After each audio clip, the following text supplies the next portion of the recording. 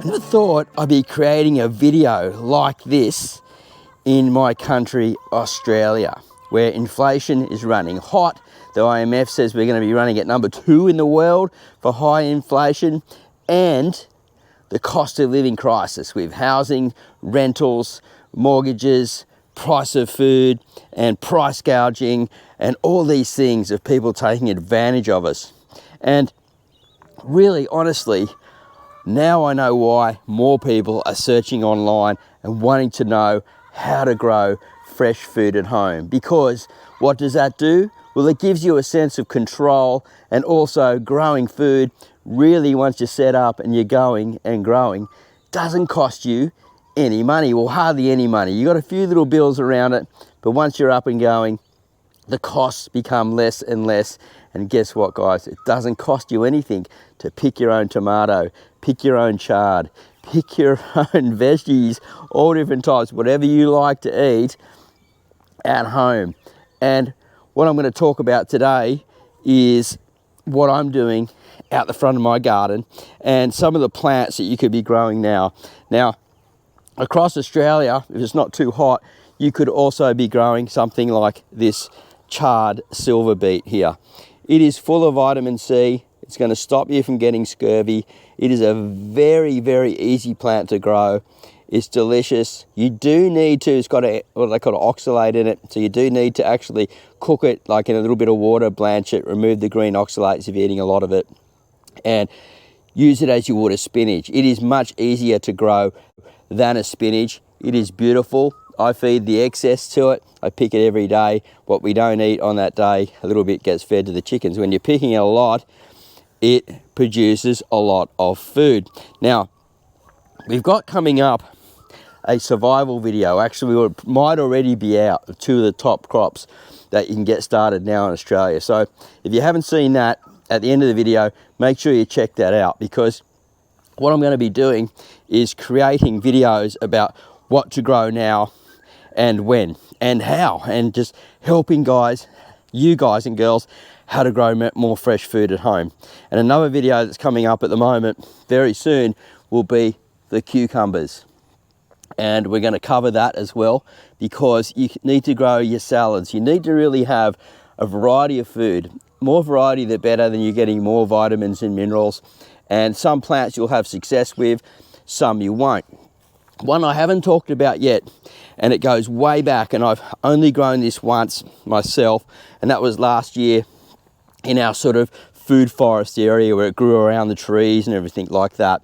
And that is Choko. My wife calls it coyote.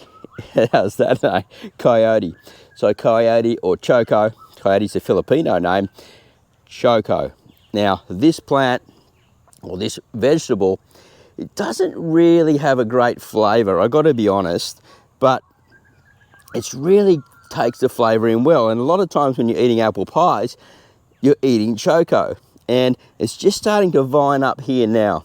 Now, the beautiful thing about this plant, as it vines up and grows, it will cover this whole trellis, and then eventually it'll grow along here and it'll all hang down, and I'll be able to come and harvest straight from it. Now, Choko is a perennial, so you only have to plant it once. It'll grow really well in temperate areas, subtropical areas, and tropical areas. A very tough plant. And you can see here, no pests and disease. It's growing in a bale garden. You can grow these in large pots. You can grow them in the ground. They're really, really awesome. And you just need a good trellis for them to grow on. So you can pick them up like at markets, supermarkets, things like that, and just grow it from the Choko that you find in the shop and plant it, guys. And it'll give you hundreds and hundreds over its time of food. And one Choko is pretty big, fits right in the hand.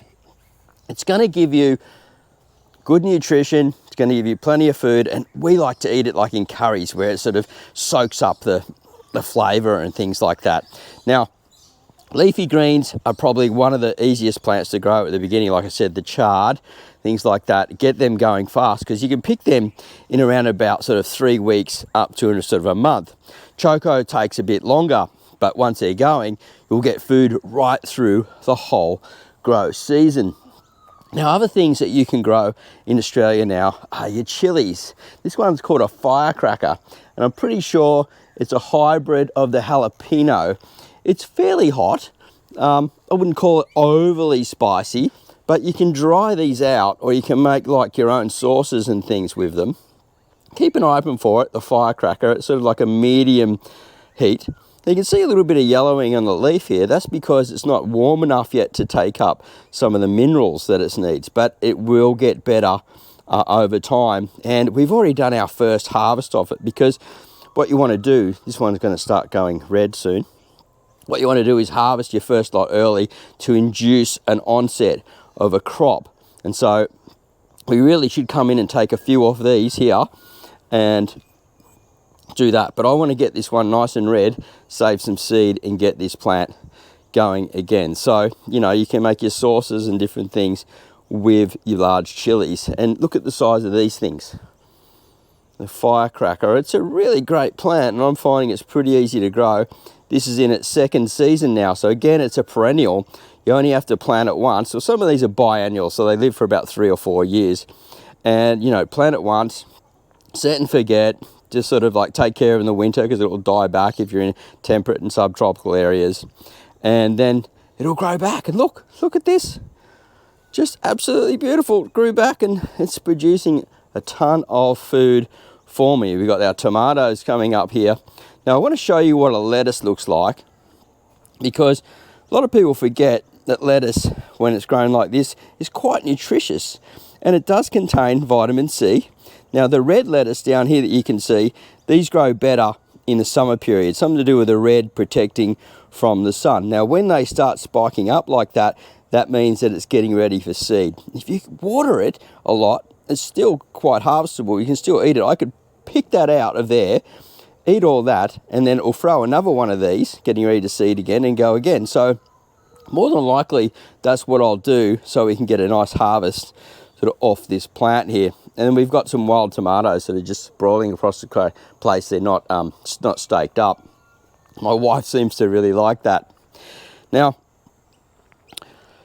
getting back to the cost of living and this real problem that we're going through at the moment, I believe that I must have walked through a spider web or something then. So, you know, getting around it, we need to be able to provide enough nutrition for ourselves and provide food. So considering perennials that grow on and on every year, once you've purchased a plant or grown it from seed, it will produce food for you for a very long time. And the chards and silver beets will do that too. I think they're a biannual. If anyone knows in the comments, let me know, because I can't remember whether they're a biannual or not, so they live for 3 or 4 years. So if you're in a right climate, it doesn't get too hot, because they don't like the heat too much, it will produce food for you for a long time. Just remember, you've got to cook it properly so you don't give yourself too many oxalates. Now, what we've got here coming up is the Victory Garden. And look, I've produced this for a reason, the V for Victory Garden, to show people how you can grow food in foam boxes. So we've got little lettuce seedlings coming up here, little bok choy. We've got some African marigolds, and they're really just for like companion planting and breaking everything up. We've got basil in boxes here. The eggplant's coming through really well. And if you've been following this garden, you would know, you saw them as little tiny seedlings. Look at them now. They're only a few weeks since being planted. You can come through and do your first little harvest there. Snip, snip, snip, snip, snip. And go and make your own little pesto or something like that, which is really, really awesome. We've got another box of sort of lettuce coming through. Late season potatoes. There's probably a bit late for potatoes, but we're giving it a shot anyway to see how we go. We've got this sort of everlasting basil here. I think they call it African blue basil, and it's really more for just bringing the bees and pollinators in and stuff. You can eat it, and it's a perennial as well. It doesn't die back.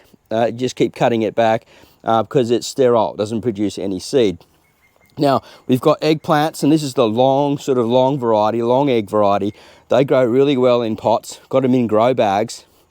Sweet potato at the back here, and we're talking about that in a video. It's either coming up or it's released, so make sure you check that out, about being not only a superfood but a survival food. Got a little capsicum at the back here, and lots and lots of food growing on, a snaxicum, which is a type of capsicum. And look at this, guys, our little miniature pumpkin is starting to happen. So goes to show with a little bit of patience and growing in foam boxes, because foam boxes are a super cheap way to get started. Get yourself some decent potting mix, some quality potting mix. Sort of, unless you know what you're doing, you want to avoid the cheap stuff at the starters, because you won't get good results and then you'll sort of disappoint yourself and sort of go from there. So I'm going to show you how things are going on. I'm really excited about this pumpkin, and I keep forgetting the name of it because it's like a little dwarf sort of one, and it's called Jack-o'-lantern. That's right, Jack-o'-lantern. People that have been watching the content would know, and I want to show you something because there's flowers coming up, and generally the male flowers are the ones that come first in pumpkins. So we'll see. Look at this, guys. This is exciting. Now I'm going to have to build a screen for this so I can climb up vertically up onto this post where I've got these joins here, builder box these joins are called, and you can just sort of put your tomato stakes in and whack together a box really quickly. We've got a third harvest on our lettuce coming up, and these were advanced seedlings that are massive harvest. And look, it took, after we harvest this fully, took about 10 days to fill up again. Now that is a super money saver because they cost me about $3 a pot. I filled up one big salad spinner already, and this will fill up a second salad spinner. So really, a really good money saver, and I'll be able to harvest from that again. We'll get 4 harvests from that, and then it will go to seed. I'll collect the seed and grow it on yet again. And I've been showing people these ones, the spring onions, and why I think everyone should be growing spring onions, because we use them, a lot of people like stir fries, we use them every day, and once they get going, you can just pull them out, remove them round, transplant them, put them in water, and you'll have them forever because they bunch up. As long as you get the bunching spring onions, you're pretty sweet on that. All right, so I'm going to show you some more spring onions in a little box here, how they're coming along. So people that are following here would know, and they're about 10 days, about 2 weeks growth now since they've come up. But once they get going, usually some seedlings at first, they're like a little bit slow at first to get going. And then once they get rock and rolling and they got their roots in the ground, they're really established, they start producing a lot of food. Now, I mentioned before at the front the cucumbers, and we've got content coming out. So if you haven't seen that, the video should be around or just about to come out, because we've got more cucumbers coming out now. And these are our long, tall ones. There's 11 here, and these ones are going to grow nice and tall, and they're going to give us a ton of food. So we actually harvest these, the cucumbers, with our lettuce and tomatoes at the same time, and a little bit of basil or a little bit of herbs, whatever your choice is, and then make a little salad. And also the tomatoes that we're growing, we're also like putting it through into little stir fries and different things like that. There's so much that you can do with that. And I need to come out and harvest one of these cucumbers. I forgot my scissors, but yep. So this is in that new video that we're talking about coming up. Ready to be harvested, ready to rock and roll, ready to be eaten from. And as I said right at the beginning, I never thought I would be making a video like this. Australia is doing it tough. Other places around the world, I know you're doing it tough too. I do understand that.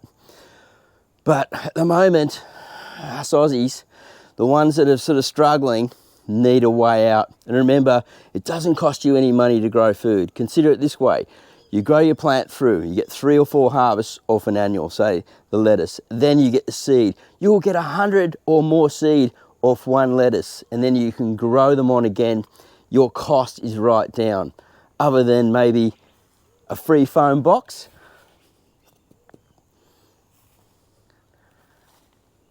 And a bit of compost or potting mix. And it's just really your time, guys. Take control of your life, take control of your nutrition, get away from eating too much junk food, and start growing food at home and consider starting your own victory garden just like this one as well, in containers. We got lots of content coming up, guys, about how to grow, what to grow and when. And if you haven't gotten started yet, make sure you go back and check out some of the videos that have come out and get on a roll. Follow along with this community, subscribe to the channel, share the videos out so more people can get help, and we are gonna make this happen, guys. We're gonna take a V for victory stance in Australia and help make the change for those people that need the help and for those people that want to take advantage of their bank accounts or their hard wallet and start saving some money at home. All right, I'm Marty Ware from Marty's Garden, Australian horticulturist. Give us a thumbs up if you haven't already, and we'll see you at the next video real soon. I know, sorry this is a bit of a serious one, but we really need to get this happening, guys. Bye for now.